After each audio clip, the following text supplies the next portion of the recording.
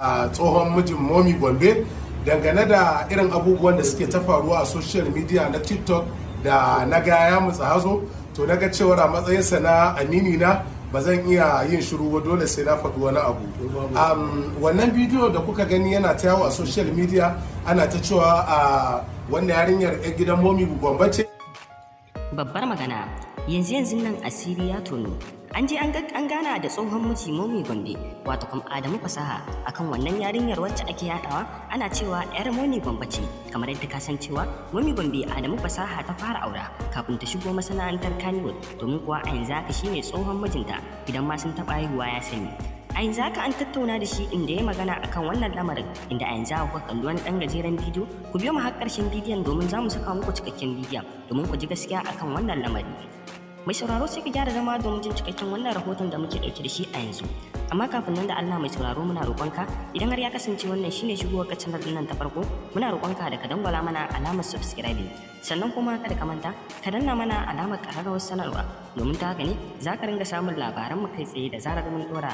Mun gode da ziyartar wannan channel din tamu mai albarka, sannan mai sauraro kada ka manta ka dangwala wa bidiyon mu alamar like. Mun gode.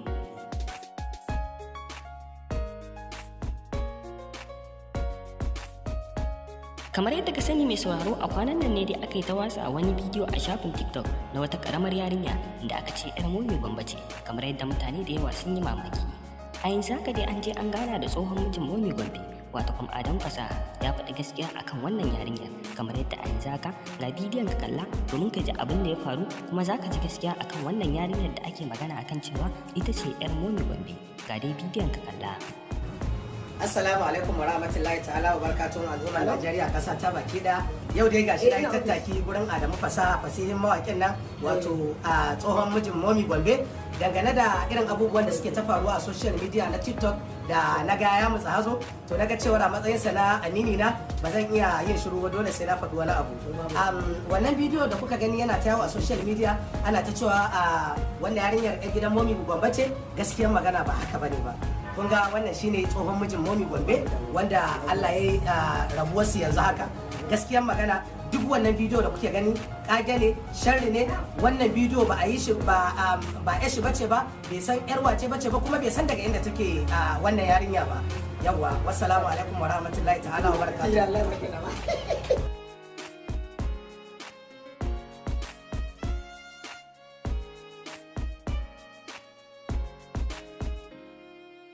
To mai sauraro, a yanzu haka kamar yadda kalli wannan bidiyon, na san cewa ka ji gaskiya akan wannan lamari, domin kuwa wannan tsohon mijin Momi Gombe ya bayyana cewa ba S bace ba, kawai dai an wallafa ne. A maganar gaskiya ba S bace ba. Babu shakka mai sauraro, ka san cewa dai mutane da yawa suna ta maganganu akan wannan lamarin, inda a yanzu haka wasu suna cewa karama da Adamu Fasaha aka tattauna da shi ya faɗi gaskiya akan wannan lamari, domin mutane da yawa har yanzu haka suna zargin cewa 'yarta ce, kawai dai ta fito ta ce ba 'yarta bace ba. Amma da yanzu tsohon mijin ta ya fito ya ce ba 'yarsa bace, kaga dole mutane su yarda. Duk abin da ake faɗa a san cewa ba gaskiya bane ba na cewa 'yarta ce.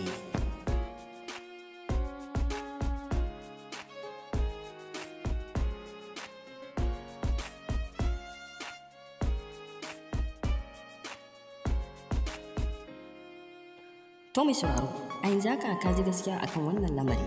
Mu da yanzu haka nan muka kawo ƙarshen wannan rahoton namu. Kai dai kasance da wannan tasha a kodayaushe ta hanyar dangwala mana alamar subscribing, sannan kuma kada ka manta ka danna mana alamar ƙararrawar sanarwa, domin ta haka ne za ka ringa samun labaran mu kai tsaye da zarar mun ɗora. Mun gode da ziyartar wannan channel ɗin tamu mai albarka, sannan mai sauraro kada ka manta ka dangwala wa bidiyon mu alamar like. Ta haka ne za mu san labaran da muke kawo muku suna burge kuma tuka. Mun gode.